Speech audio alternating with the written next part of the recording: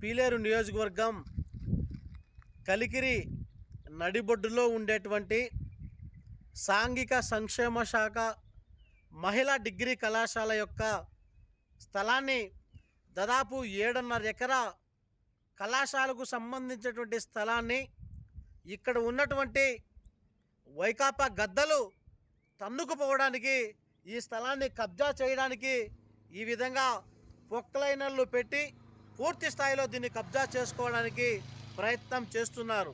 మేము చెప్తున్నాం ఈ రాష్ట్ర ప్రభుత్వంలో ఉండేటువంటి జగన్మోహన్ రెడ్డి గారికి, అయ్యా జగన్మోహన్ రెడ్డి గారు, మీరు అధికారంలోకి వచ్చిన తరువాత కాలం నుండి కూడా ఎక్కడ చూసినా వాగులు, వంకలు, చుక్కల భూములు, డికేటి భూములు, ప్రభుత్వ స్థలాలు, ఎక్కడ చూసినా చెరువులన్నీ కూడా ఆక్రమించుకున్నారు.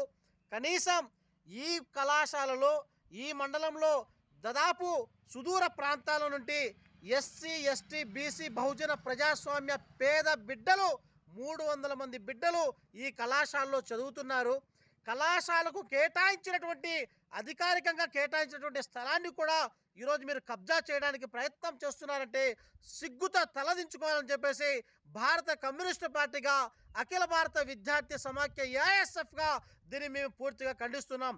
ఇప్పటికైనా కానీ జిల్లా సర్వోన్నత అధికారి తక్షణమే స్పందించి ఈ యొక్క కళాశాల యొక్క ప్రాంతాన్ని సందర్శించి ఈ కళాశాల యొక్క బౌండరీని కేటాయించి, నిధులు కేటాయించి ప్రహారీ గోడ కట్టించాలని చెప్పేసి కమ్యూనిస్టు పార్టీ విద్యార్థి సంఘంగా మేము పూర్తి స్థాయిగా మేము డిమాండ్ చేస్తున్నాం.